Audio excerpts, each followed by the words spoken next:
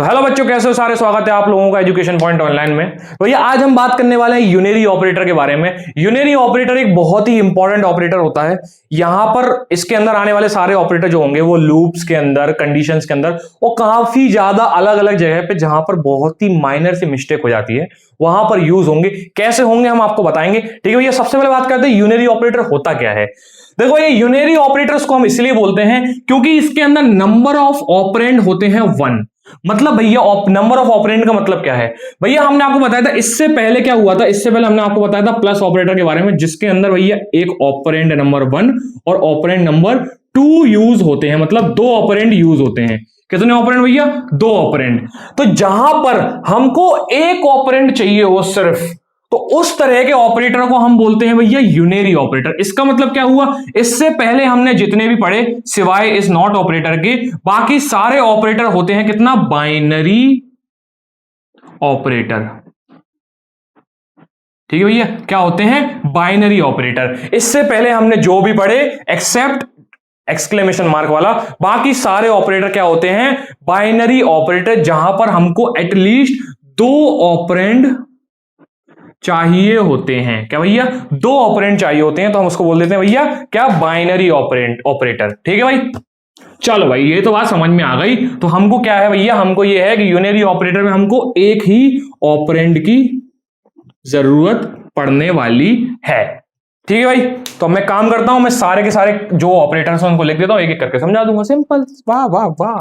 ठीक है भाई, तो बोर्ड पे कुछ ऐसे इंपॉर्टेंट यूनरी ऑपरेटर के बारे में लिखा हुआ है जो बहुत ज्यादा फ्रीक्वेंटली यूज होते हैं। ठीक है, मैं इस वीडियो के अंदर आपको जबरदस्ती में एड्रेस ऑफ, पॉइंटर ऑपरेटर, इनके बारे में बता के कंफ्यूज नहीं करूंगा, क्योंकि ऐसे काफी सारे इंडिविजुअल ऑपरेंड को यूज करने के लिए काफी सारे ऑपरेटर का यूज करते हैं, उनको हम कह देते हैं सो कॉल्ड यूनरी ऑपरेटर। पर यहां पर जो लिखे हुए हैं ये बहुत ज्यादा फ्रीक्वेंटली यूज होने वाले यूनरी ऑपरेटर हैं। तो एक एक करके क्या करते हैं, हम एक एक करके इनको समझ लेते हैं। ठीक है भाई, तो सबसे पहले बात करते हैं भैया प्लस ऑपरेटर की। इससे पहले हम बात करते हैं माइनस की। क्यों?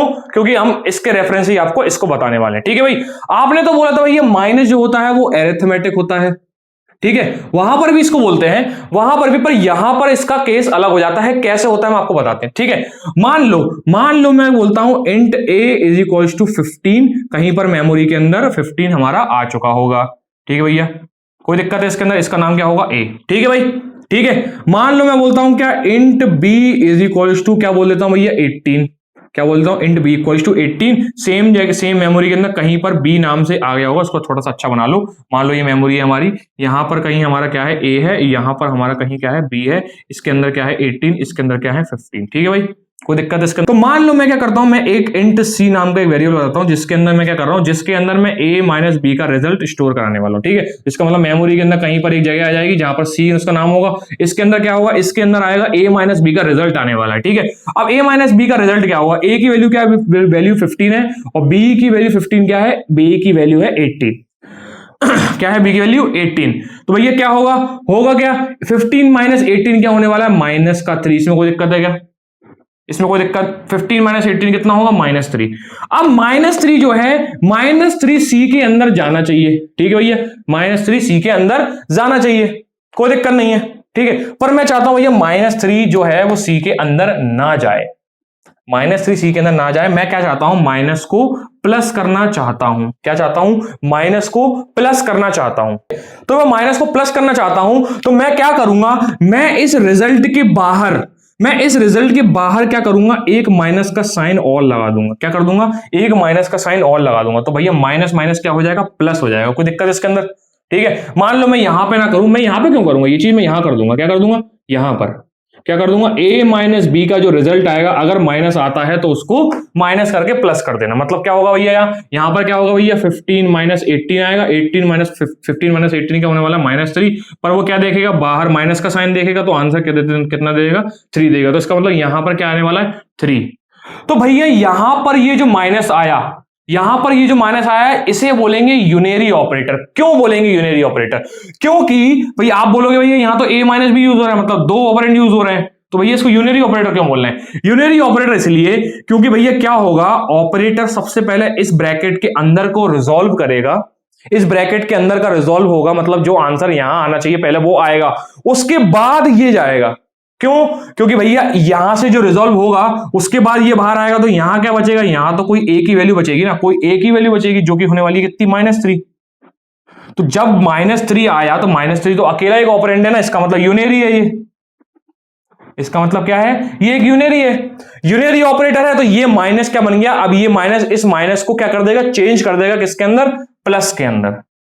क्या कर देगा, प्लस के अंदर चेंज कर देगा। तो भैया क्या होगा, भैया माइनस माइनस हमारा प्लस हो जाने वाला, तो सी के अंदर जो वैल्यू है वो 3 आ जाएगी।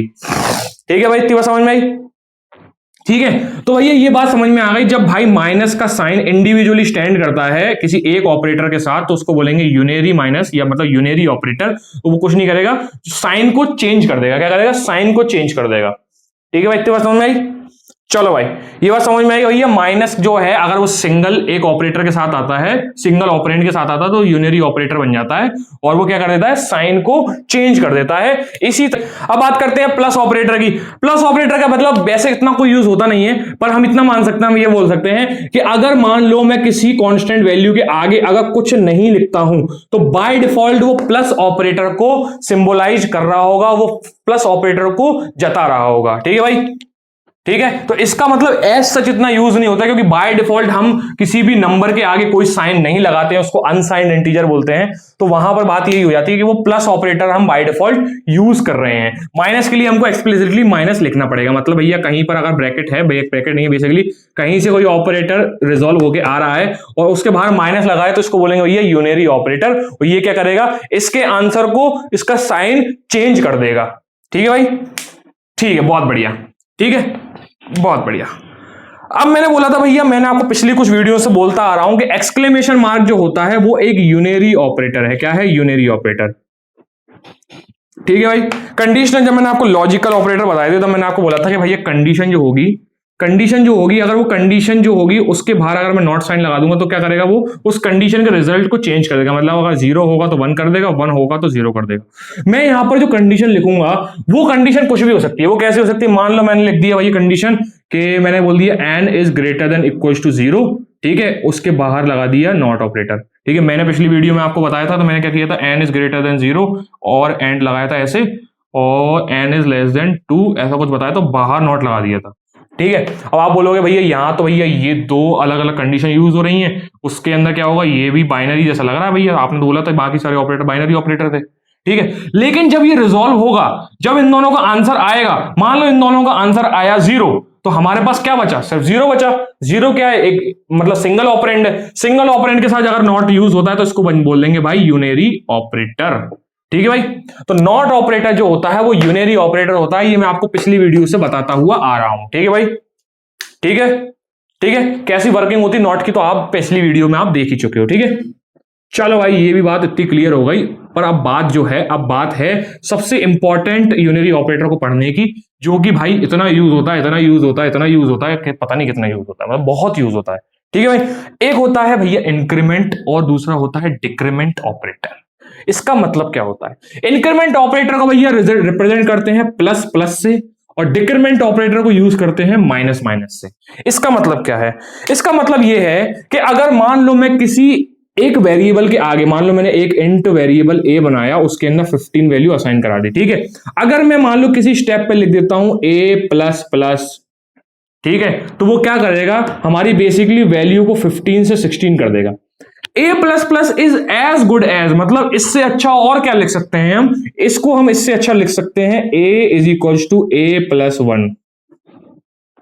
क्या लिख सकते हैं, a is equal to a plus 1। किसको लिख सकते हैं, a प्लस प्लस को। और एक अच्छा तरीका भैया, और एक अच्छा तरीका, हमने असाइनमेंट ऑपरेटर भी पढ़ा है, तो हम क्या लिख सकते हैं, a प्लस इक्वल टू 1। ठीक है भाई, क्या लिख सकते हैं, a प्लस इक्वल टू 1। तो भैया a प्लस प्लस लिखने के दो तरीके हैं, या तो तुम a is equal to a plus 1 लिख दो, तब भी इसका मतलब a प्लस प्लस होगा, और भैया a प्लस इक्वल टू 1 लिखोगे तब भी इसका मतलब a प्लस प्लस होगा। इन दोनों की वर्किंग मैंने आपको पिछली वीडियो में बताई थी। बेसिकली बात यह है कि वो 15 को 16 करने का काम करेगा। ठीक है भाई, 15 को क्या कर देगा, 16 कर देगा।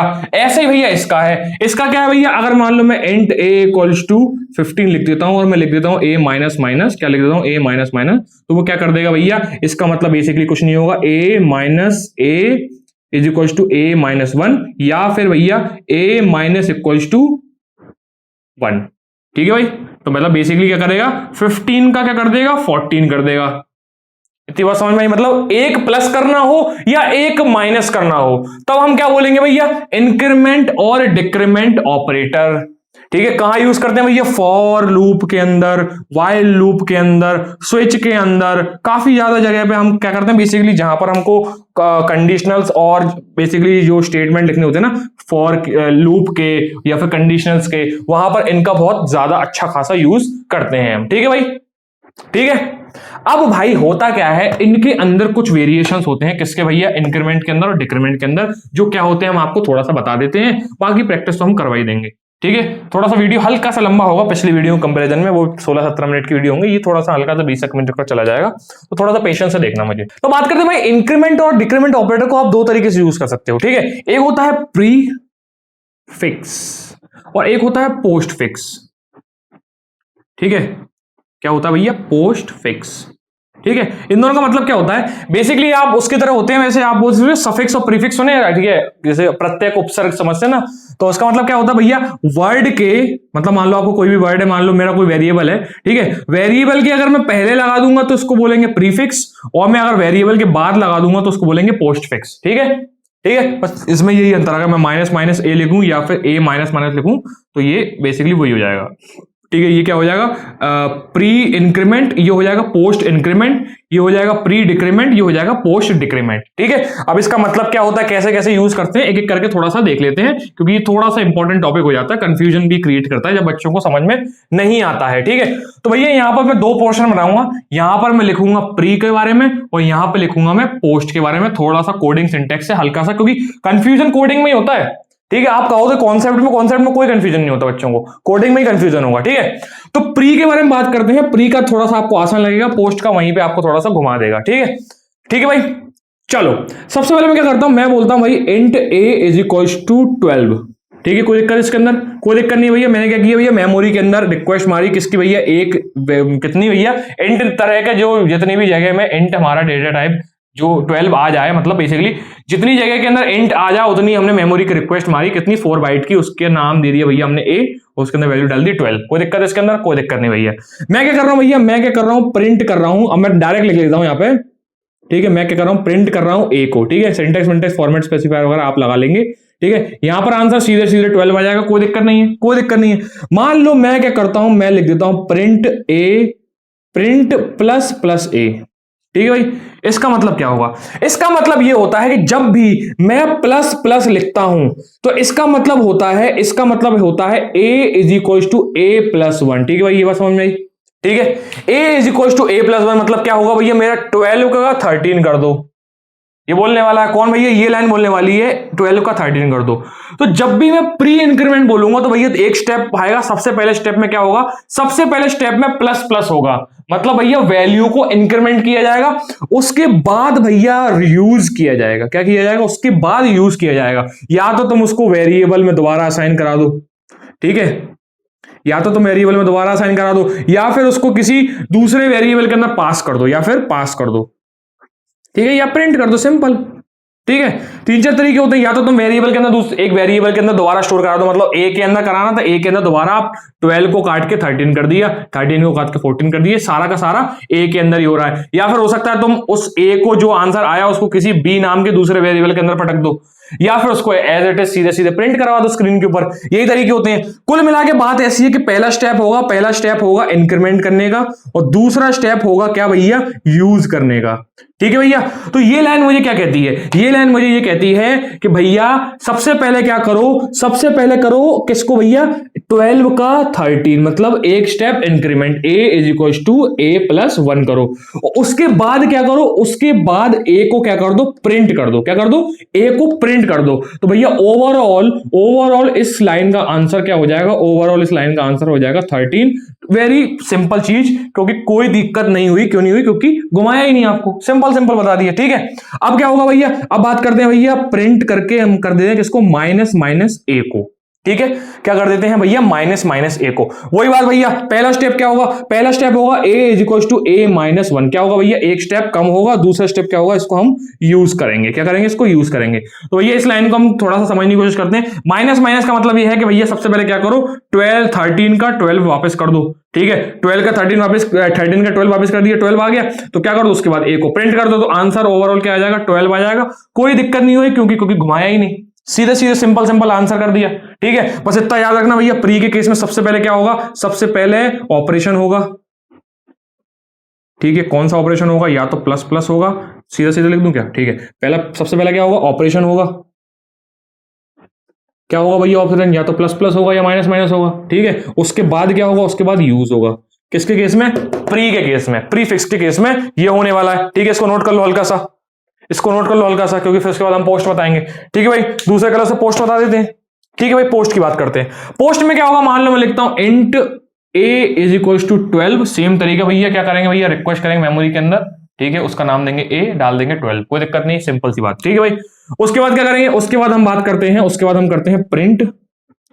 प्रिंट करते हैं किसको, हम करते हैं प्रिंट किसको, a को कर देते हैं नॉर्मल, सीधे आंसर क्या आ जाएगा, 12 आ जाएगा, कोई दिक्कत नहीं है इसके अंदर। उसके बाद हम क्या करते हैं, प्रिंट करते हैं, उसके बाद हम प्रिंट करते हैं किसको, उसके बाद करते हैं हम a प्लस प्लस को प्रिंट करने की कोशिश करते हैं। ठीक है भाई, इस लाइन को इनकलकेट करने का मतलब ये होगा कि भैया क्या होगा, पहले स्टेप में क्या होगा, हम इसको यूज करेंगे, और दूसरे स्टेप में क्या करेंगे, इंक्रीमेंट करेंगे।